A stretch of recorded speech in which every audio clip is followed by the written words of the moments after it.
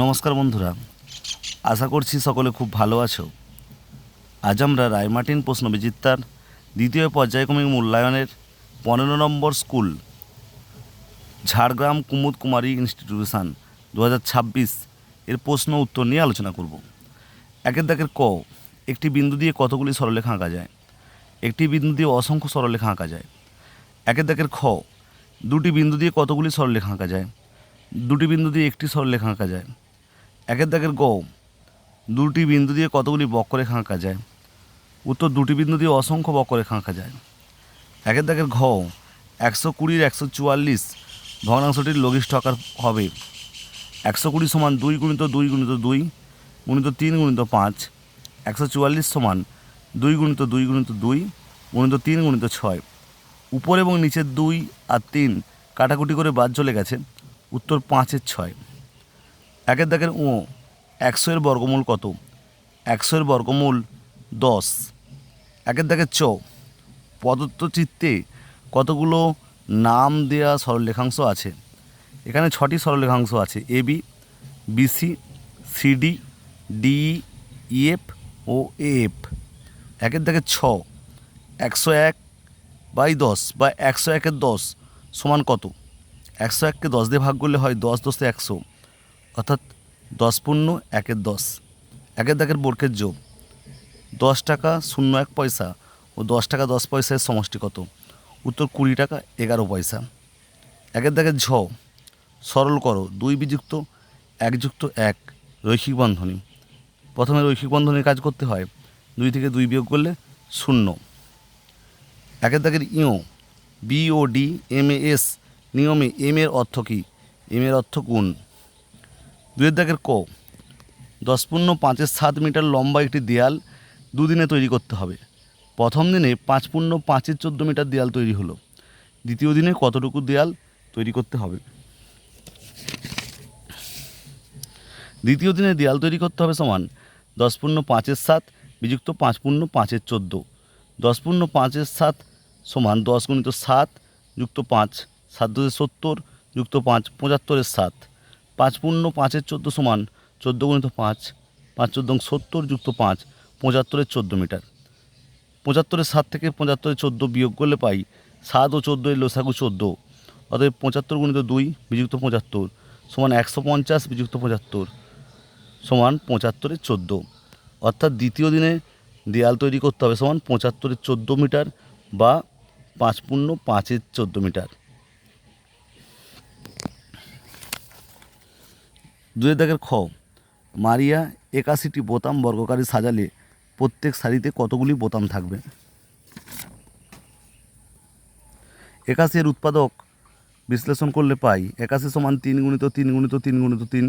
অতএব 81 এর বর্গমূল সমান √81 সমান 9। অর্থাৎ মারিয়া 81টি বোতাম বর্গকারে সাজাতে পারবে এবং একটি সারিতে 9টি করে বোতাম থাকবে।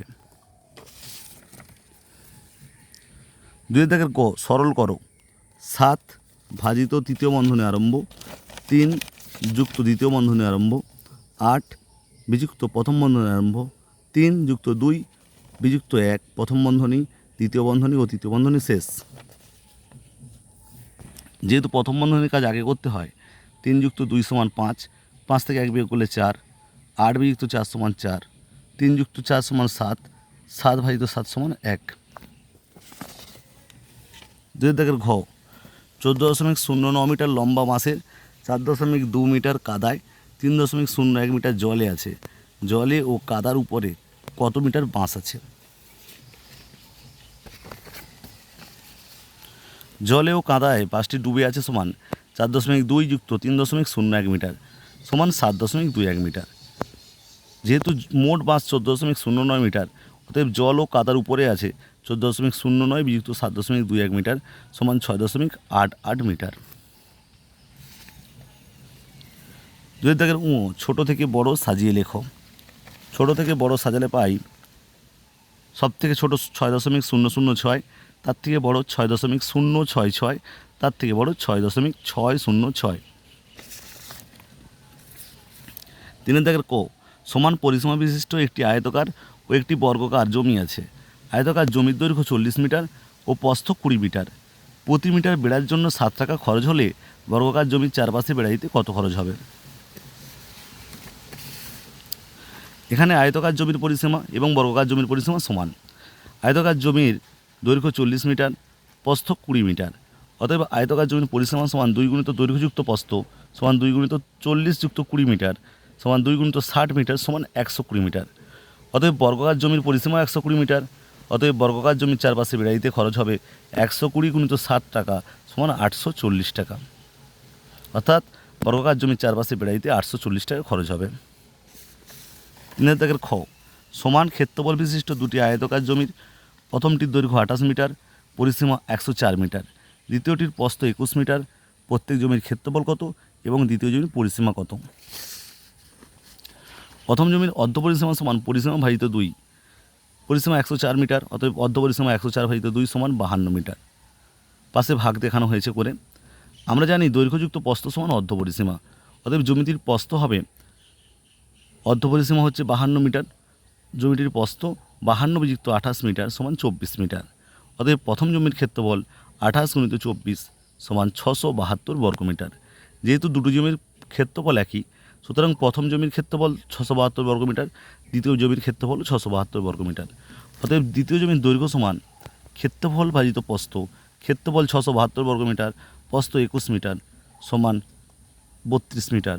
অতএব দ্বিতীয় জমির পরিসীমা সমান 2 গুণিত দৈর্ঘ্যযুক্ত প্রস্থ 2 গুণিত 32 যুক্ত 21 মিটার সমান 2 গুণিত 53 মিটার সমান 106 মিটার। অতএব দ্বিতীয় জমির পরিসীমা 106 মিটার। আশা করছি তোমরা 15 নম্বর স্কুল ভালোভাবে বুঝতে পেরেছ। যদি ভিডিওটা ভালো লাগে অবশ্যই বন্ধুদের মধ্যে শেয়ার করো এবং কমেন্ট করো, আর লাইক করতে কিন্তু ভুলো না। আজ তাহলে এই পর্যন্তই, দেখা হচ্ছে পরের স্কুল নিয়ে, খুব তাড়াতাড়ি ফিরে আসছি। তোমরা সকলে খুব ভালো থেকো। অসংখ্য অসংখ্য ধন্যবাদ।